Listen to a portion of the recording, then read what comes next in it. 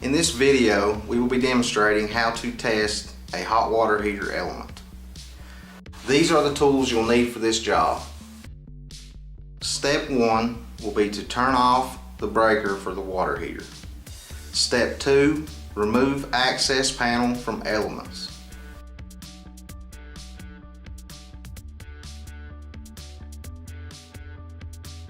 Step 3, take a picture of a wiring configuration for elements. Step 4, remove wiring from elements.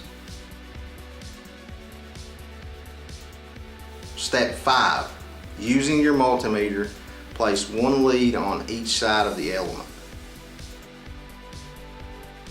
Step 6, the acceptable measure for the element should be between 12 and 16 ohms. If elements read in this range, they are good. Step 8, reconnect element wiring. Step 9, replace access panels.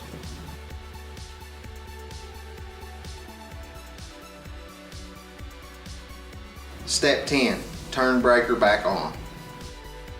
Thanks for watching.